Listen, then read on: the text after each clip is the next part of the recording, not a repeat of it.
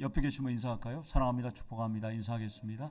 사랑합니다. 축복합니다. 사랑합니다. 축복합니다. 예. 어린 소녀가 엄마와 함께 현대청과 앞을 지나갑니다. 현대청과 앞을 지나가니까 마음씨 착한 박무룡 아저씨가 아이를 보고 이렇게 얘기합니다. 체리를 손으로 이렇게 보여주면서 너 손으로 마음껏 집어가, 이렇게 얘기합니다.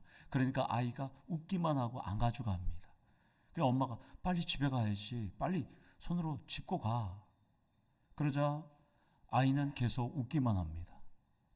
그러자 마음씨 착한 박무룡 아저씨가 그래? 양손 가득 집어서 아이에게 줍니다. 그리고 아이는 그것을 기쁘게 아저씨 감사하며 인사하고 갑니다. 엄마가 집을 가다가 물어봐요. 현대아파트 살았는가 봐요. 너는 왜 아저씨가 가져가라 할 때 왜 안 가져갔어? 그러니까 이 딸이 이렇게 얘기합니다. 엄마, 내 손보다는 아저씨 손이 더 크잖아요. 참 맹랑합니다. 그 이후부터 박무룡 아저씨는 아이들에게 체리를 집어주지 않았답니다. 네. 우리의 신앙생활도 이렇습니다. 하나님께서 우리에게 측량할 수 없는 손으로 우리에게 은혜를 부어 주셨습니다. 그 사랑을 우리에게 부어 주셨습니다. 우리는 이제 우리 손만 뻗으면 하나님의 은혜를 우리는 마음껏 얻을 수 있다는 것입니다. 어린 소녀처럼 나의 지혜로, 나의 능력으로, 나의 힘으로 뭘 채우기보다는 하나님의 측량할 수 없는 손으로 여러분들은 기도할 때 여러분들에게 하나님은 겸손할 때 채워주신다는 것입니다. 신앙생활은 남는 장사지 결코 손해보는 장사가 아닙니다. 하나님과 우리가 거래를 한다고 한번 생각해 보세요. 하나님이 아쉽지 우리가 아쉽습니까? 우리는 하나님 앞에 늘 얻어내기만 하잖아요. 그런데 우리 하나님은 이 과일 가게 박무룡 아저씨처럼 한없이 그냥 퍼준다는 거예요. 저는 이 설교를 준비하면서 우리 하나님이 너무 감사했습니다. 여러분들은 지난 한 주 어떤 소망으로 살아가셨을까요? 지난 한 주 어떤 소망을 갖고 이번 한 주는 또 살아가실 것입니까? 설교를 통해서 나의 소망의 답을 찾는 우리 성도님들 되기를 축원합니다. 지난주 살펴봤듯이 바울은 유대교 이단들에 대하여서 아주 비판적으로 말합니다. 유대인들은 우리는 아브라함 때부터 할례를 받았어요. 우리는 모세의 율법을 받았어요. 그렇기 때문에 예수만 믿지 말고 할례도 행해야 되고 율법도 지켜야 된다고 그들은 강조합니다. 그러니까 바울 사도가 빌립보 교회를 개척해서 그 교회 성도들에게 알려졌던 것들과는 전혀 다른 메시지를 하는 겁니다. 빌립보 성도들은 회당을 나갔어요. 나갔는데 그 회당에 나가도 유대인들은 어릴 때 8일 만에 다 할례를 받았고 그들은 다 선민 사상이 있었는데 그래서 회당에 가면 그들은 여전히 서자 취급을 받았어요. 홍길동과 같은 취급을 받았어요. 그런데 바울이 어느 날 와서 예수만 믿으면 너네들은 서자가 아니라 적통이다, 혈통이 된다 이렇게 말씀하고 그들은 환호했어요. 그런데 어느 날 갑자기 사도 바울이 떠난 다음에 이들이 유대인 율법주의자들이 들어와서 너네들도 할례를 행해야 돼, 너네들도 율법을 지켜야 돼 이렇게 얘기하니까 혼란이 생긴 거예요. 그 이야기를 들었던 사도 바울은 세 가지로 비판했잖아요. 너네들은 영적인 개들이다, 너네들은 행악자들이다, 너네는 육체에 손해를 끼치는 자들이라고 사도 바울은 그들을 비판했습니다. 그래서 오늘 사도 바울은 이렇게 얘기해요.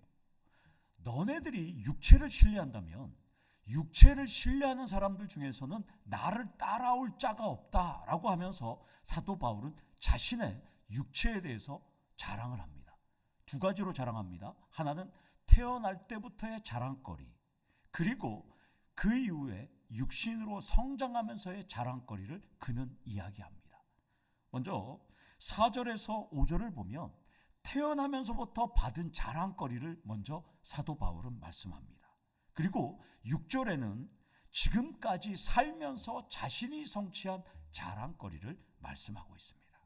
4절에서 5절을 보면 태어나면서 받은 자랑거리를 네 가지로 말합니다. 첫 번째는 태어난 지 8일 만에 할례를 받았다라고 말합니다. 할례는 남성의 생식기의 포피를 제거하는 그 포경 수술이잖아요.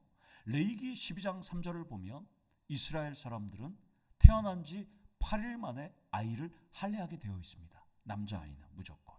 물론 과학자들은 수술의 최적기, 혈액이 빨리 응고되는 시점이다 이렇게 분석을 하지만 하나님께서 8일 만에 할례를 하도록 행했습니다. 할례의 의미는 세 가지가 있어요. 첫 번째는 하나님이 이스라엘의 하나님이 된다는 것을 인정하는 거예요. 두 번째는 우리는 하나님께 속해 있다는 거예요. 목욕탕에 가서 목욕을 하면 할례를 행했으면 그 사람은 하나님께 속한 사람이라는 거, 말해도 말 안 해도 알 수 있는 거예요. 그리고 세 번째는 우리는 오직 하나님만 예배하고 복종하겠다는 거예요. 남자들이 화장실 가서 자신의 생식기를 보면 나는 하나님께 속해 있고 하나님께 예배드려야 할 존재임을 늘 깨닫게 되는 거예요. 할례는 늘 놀라운 그 약속이 담겨져 있는 것입니다. 그런데 이방인들은 이게 늘 걸렸어요. 유대인들은 8일 만에 다 할례를 했어요. 그런데 자기들은 할례를 안 했잖아요. 뒤늦게도 자기들은 8일 만에 안 한 거예요. 이것이 그들에게는 찔림이 됐어요. 그런데 사도 바울은 할례가 필요 없다라고 이야기한 거죠. 이방인들이 아무리 열심히 믿고 열심히 헌신하고 열심히 회당을 섬겨도 그들은 여전히 적자 취급. 유대인들로부터 너네들은 그냥 굴러온 뼈다귀들이야 이렇게 판단을 받았던 것이에요. 사도 바울은 그런 할례는 아무 소용이 없다고 지금 말씀합니다. 오직 예수 그리스도만 믿으면 너네들 구원받으니까 전혀 걱정하지 말라고 지금 말씀하고 있습니다. 이것을 우리 교회에 한번 적용해 볼까요? 우리는 예수 믿고 예수 가문, 예수의 혈통, 예수의 공동체가 됐습니다. 그런데 여러분들은 신앙의 연수에 관계없이 오늘 처음 교회를 나오던 30년 전에 우리 교회를 다니던 10년 전에 우리 교회를 다녔던 우리는 다 예수 안에서 같은 가문, 같은 공동체라는 것입니다.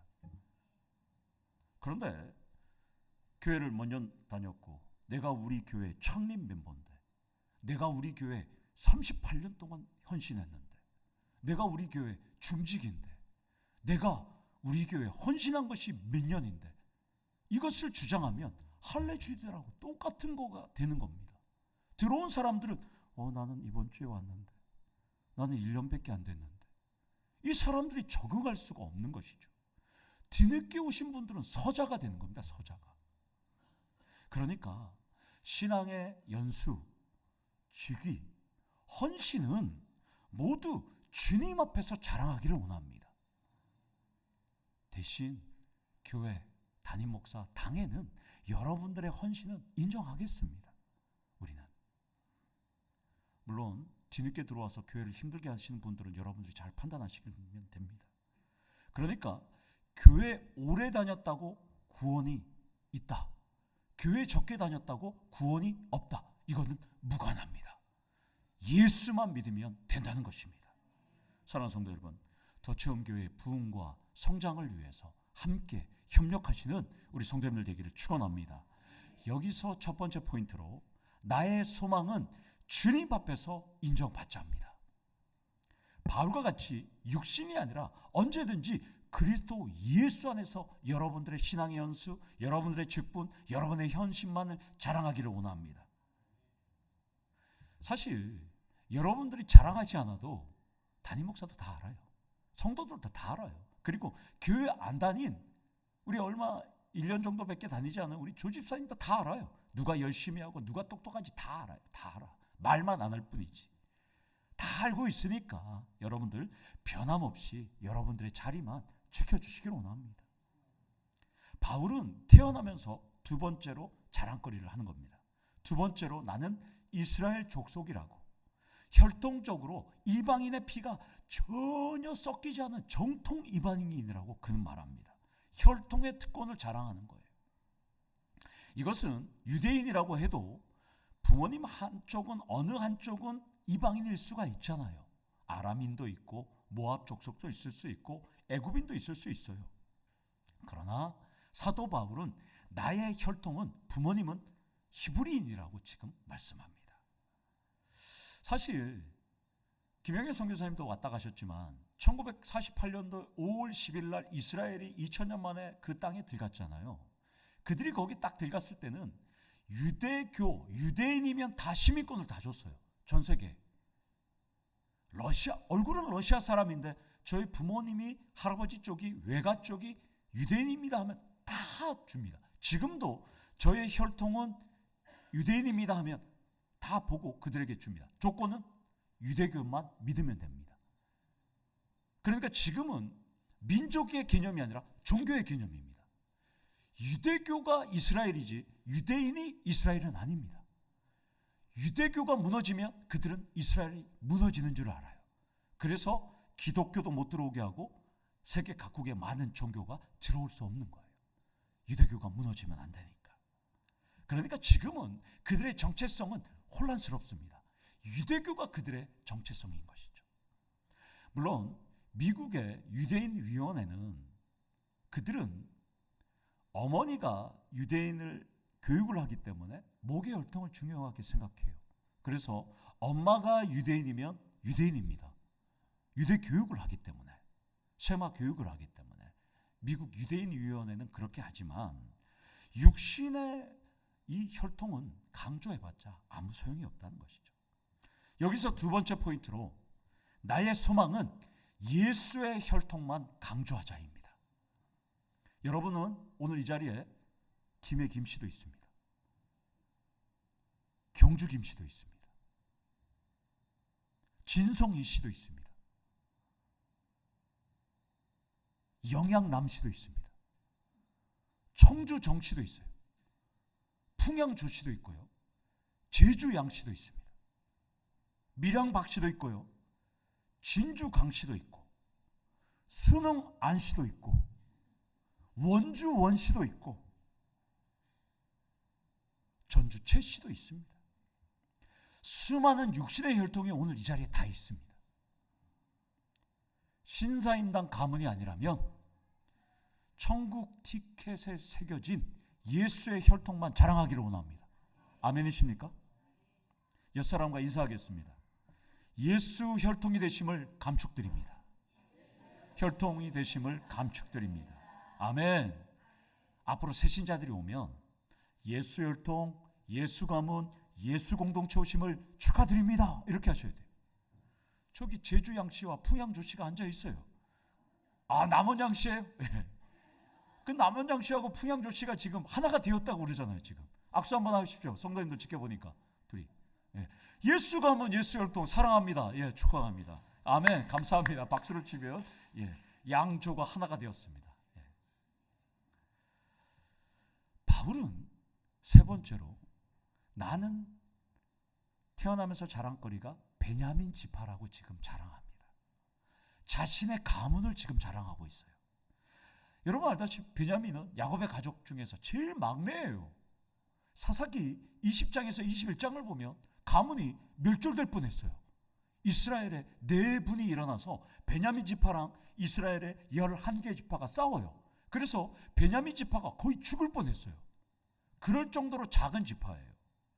그런데 이 베냐민 지파는 우리가 창세기 살펴보지만 야곱이 사랑했던 둘째 아내 라헬의 둘째 아들이었어요. 얼마나 사랑한지 모르지만 요셉 정도로 베냐민을 사랑했어요. 그런데 이 베냐민 지파는 이스라엘이 분열이 될 때 나머지 10개 지파는 북쪽 이스라엘로 갔고요. 나머지 유다 지파를 중심으로 하나 지파가 붙는데 그 지파가 바로 베냐민 지파입니다. 그럴 정도로 자부심이 있는 민족이에요. 남왕국, 유대 왕국 정통성을 함께했던 지파가 베냐민 지파입니다. 그리고 여러분 알다시피 우리 오후 예배도 살펴보지만 이스라엘의 초대 왕이 누굽니까? 사울이잖아요. 사울이 바로 베냐민 지파입니다. 그러니까 오늘날로 따지면 전주희 씨 정도, 김해 김씨 정도 되는 자부심이 있는 귀한 베냐민 지파라는 것이죠. 그래서 바울의 히브리식 이름도 사울의 조상 사울의 이름을 따서 사울로 그는 이름을 지었던 것이죠. 그러니까 이런 느낌이에요. 바울은 내가 왕족이야. 그래도 내가 자랑 안 하는데 왜 유대인 너네들은 자랑해? 이런 말투인 것입니다. 지금 바울은 내가 지금 뼈대 있는 남은 양씨인데 풍양조씨인데 어디 내 앞에서 자랑해? 이런 마음입니다. 마치 김의 김씨 인물은 대한민국 집회에 등장하지 않습니다. 덜 알려진 진성이 씨, 퇴계 이양은 1,000원짜리 집회에 등장합니다. 지금 이런 느낌이에요. 김의 김씨 너희들 아무리 자랑해봤자 대한민국 집회에 얼굴 없어. 우리 퇴계 이양은 1,000원짜리에 나와. 이런 느낌인 거예요. 지금 사도 바울이. 사랑하는 성도 여러분, 여기서 세 번째 포인트로 나의 소망은 하늘의 것만 자랑하셔야 한다는 것입니다. 왜냐하면 우리가 자랑하는 모든 것들은 피조물에 불과한 것입니다. 골드바, 다이아몬드, 진주, 하늘나라의 바닥재에 불과합니다. 지폐는 휴지에 불과합니다. 이 땅의 명예와 권력, 능력, 껍데기에 불과할 뿐입니다. 옆 사람과 한번 살펴보세요. 골드바 많이 갖고 계시는지 한번 물어보세요. 진주 갖고 계세요? 골드바 갖고 계세요? 다이아몬드 갖고 계세요? 바닥재에 불과하다고 알려주세요.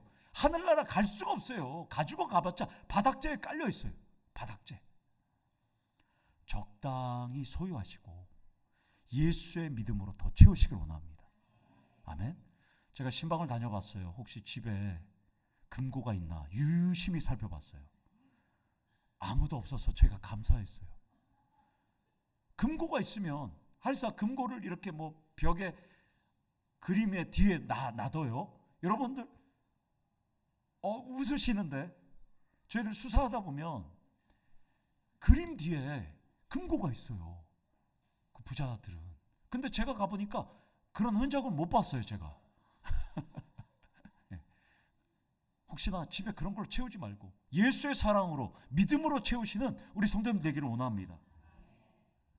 그러면서 바울이 태어나면서 받은 자랑거리 네 번째는 나는 히브리인 중에 히브리인이라고 말합니다. 이것은 문자적으로 히브리 부모님들에서 태어났다는 말일 수 있지만 자신은 히브리어를 모국어로 쓰고 있다는 거예요.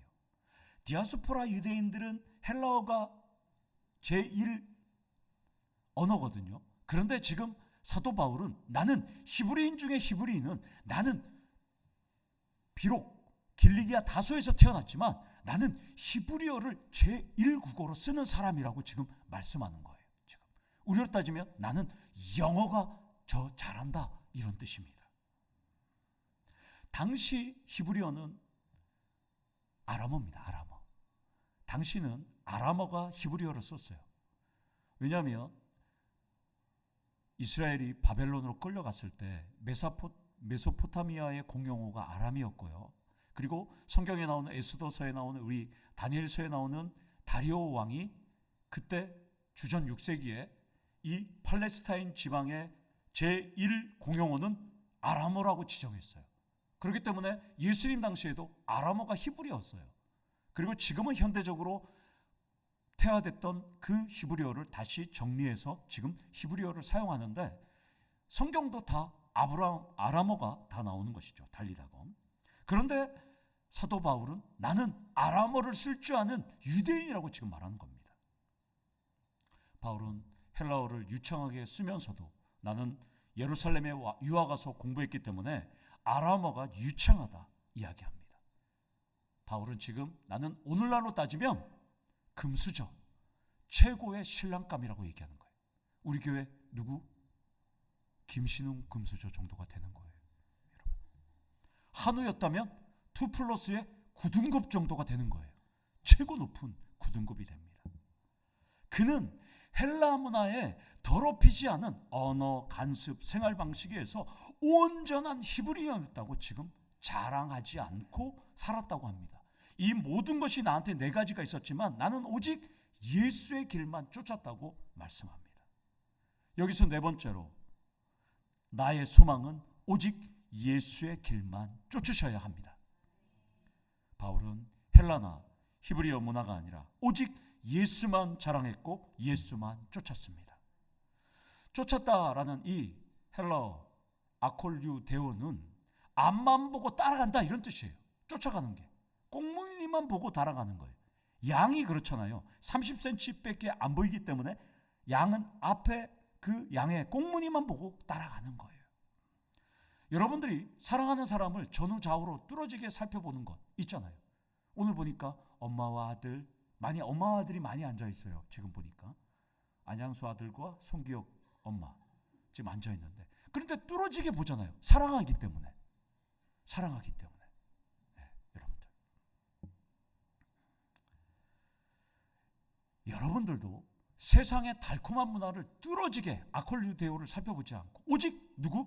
예수만 뚫어지게 살펴보시는 우리 성도님들 되기를 원합니다. 사도 바울은 나는 그 모든 세상의 자랑거리가 아니라 오직 예수만 뚫어지게 살펴봤다 이렇게 말씀하고 있습니다. 그리고 태어나면서 자랑거리 네 가지를 말한 다음에 5절 하반절부터 인생 여정 중에서 자신이 얻은 세 가지 자랑거리를 소개합니다. 첫 번째로 그는 바리새인이라고 합니다. 바리새라는 뜻은 구별된 자, 분리된 자 이런 뜻입니다. 자신은 거룩하게 구별되었다 이렇게 얘기하고 있습니다. 당시 사두개파와 에세네파와 함께 바리새파는 3대 유대교 종파 중에 하나입니다. 그 종파 중에 하나로 자신은 살았다라고 얘기하는 것이죠.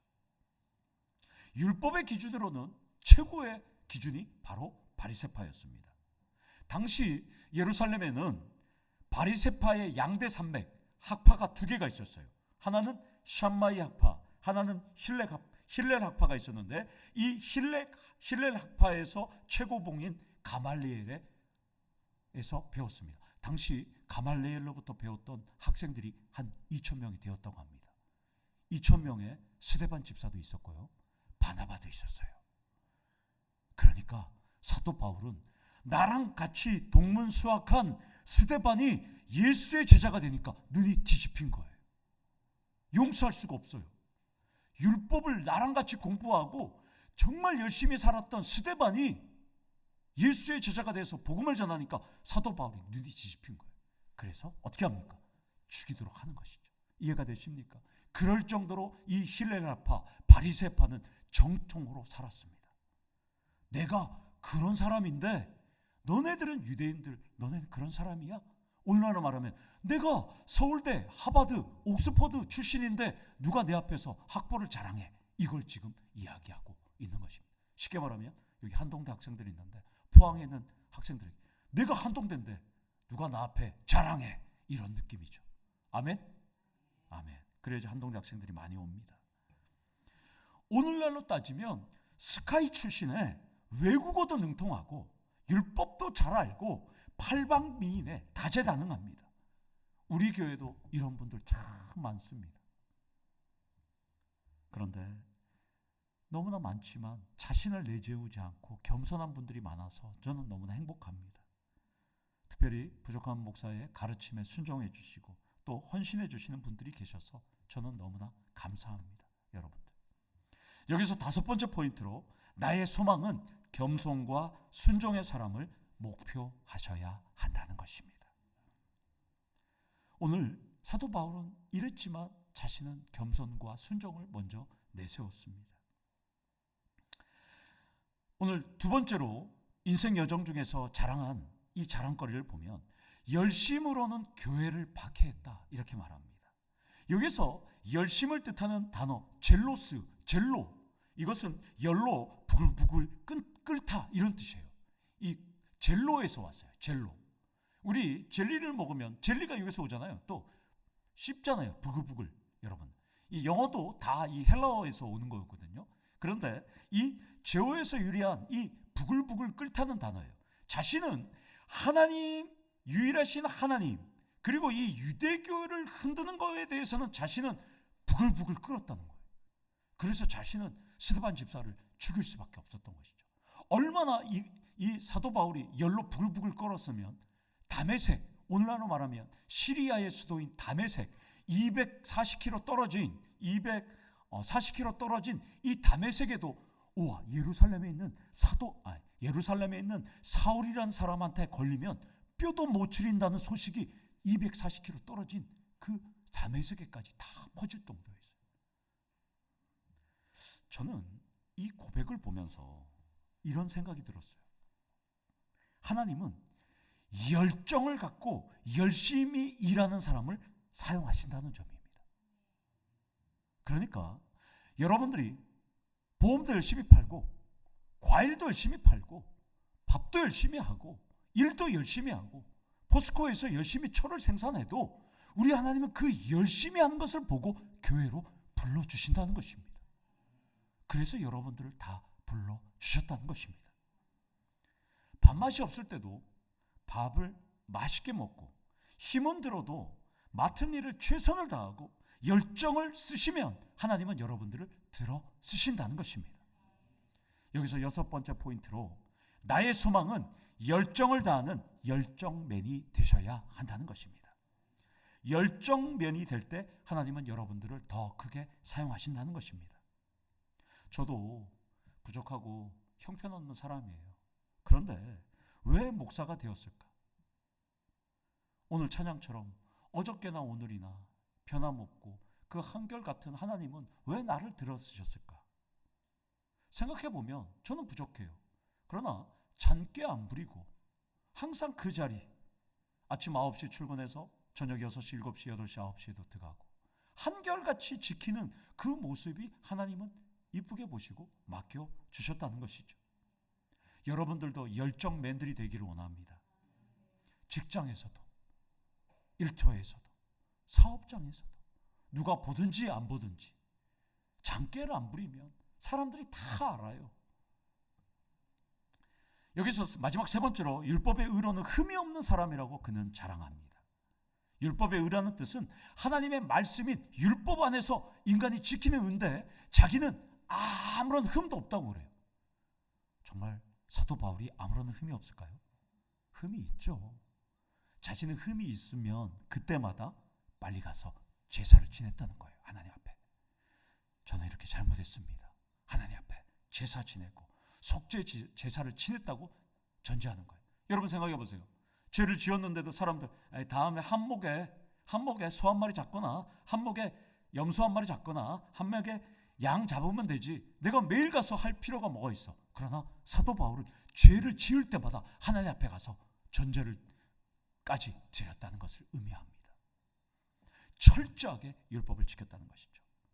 여기서 마지막 7번째로 여러분들과 나눌 포인트는 나의 소망은 온전한 그리스도인이 되셔야 한다는 것입니다. 온전함이라는 뜻은 이 텔레이오스라는 뜻은 충분히 발전되고 성숙한 이런 의미입니다. 사랑하는 성도 여러분, 세상과 타협하고 세상 속에서 살아가지 말고 오직 예수를 믿으면서 삶이 달라지고 영적 성숙이 일어나는 우리 성도님 되기를 축원합니다. 아버지와 아들이 가위바위보를 했대요. 그런데 가위바위보를 할 때마다 아들이 이겨요. 아들이 먹고 싶은 것, 그 다음에 하고 싶은 것, 장난감, 로봇 다 살 수 있었어요. 아들은 아빠한테 필요할 때마다 가위바위보를 하자 그래요. 그래서 가위바위보를 합니다. 그런데 아들이 이길 수밖에 없는 이유가 있어요. 아들은 주먹만 낼 수밖에 없는 조막손이었답니다. 그러니까 아버지는 그것을 알고 가위만 내주는 거예요. 그런데 아버지의 꿈은 있었어요. 아들이 조막손이라는 것을 깨닫지 않기를 그는 늘 염려하고 걱정했습니다. 사랑하는 성도 여러분, 하나님 아버지도 똑같습니다. 여러분들이 범죄하고 부족하고 덜 떨어지고 또 능력도 없고 부족하지만 우리 하나님은 늘 가위만 내십니다. 여러분들이 늘 주먹만 낼지라도 우리 하나님은 그 주먹만 내는 걸 깨닫지 못하고 그냥 가위만 내기를 원하신다는 것입니다. 여러분들의 일거수일투족, 여러분 삶에서 어떻게 살아가든지 하나님은 다 아시지만 때로는 침묵하시고 모른 척 해주신다는 것입니다. 그 은혜와 사랑이 넘치는 한량없는 손으로 우리 하나님은 여러분들을 다 만져주신다는 것입니다. 우리는 삶에서 학력, 경력, 미모, 재력, 능력, 혈통, 가문, 권력, 명예를 자랑하는 수많은 사람들을 만납니다. 너네들 실적은 어때? 너네들 매출은 어때? 너네들은 어떻게 살아가? 네 월급은 어때? 페이는 어때? 너 자녀는 어디 좋은 대학을 다녀? 비교감과 열등의식 속에서 우리는 여전히 살아가고 때로는 우리는 상처를 받습니다. 실망스러운 다양한 일, 예기치 않은 일들이 여러분 주변에 계속 일어날 것입니다. 그러나 우리가 약해했을 때 그때가 하나님께서 일하실 때고 그때는 우리 하나님께서 손을 내밀어 주실 때라는 것입니다. 여러분들이 약하고 지쳐있는 그 시험과 실망 속에서 주님은 여러분들을 지켜주실 것입니다. 주님의 위로하심을 믿고 나의 소망은 예수 혈통, 예수 가문, 예수 공동체만 자랑하시는 우리 성도님들 되기를 원합니다. 그때 주님께서는 여러분들에게 축복해 주시고 범사에 잘되고 요셉과 같은 형통한 복이 여러분들의 직장, 일터, 가정, 건강까지 회복의 역사가 일어나기를 간절히 축원합니다. 아멘. 우리 다 같이 기도하시겠습니다. 하나님 아버지 감사합니다. 부족한 우리들을 예수의 가문, 예수의 공동체로 살려주시고 우리에게 많은 것을 맡겨주심을 감사합니다. 아버지 하나님, 이 시간 예수의 가문, 예수의 혈통, 예수의 공동체로 우리 교회 아버지는 더 체험의 역사가 일어날 수 있도록 도와주시고 어디에 있든지 예수만 자랑하는 우리 성도님들 될 수 있도록 하나님 은혜 내려 주시옵소서. 예수님의 이름으로 기도드리옵나이다. 아멘. 우리 다 같이 일어나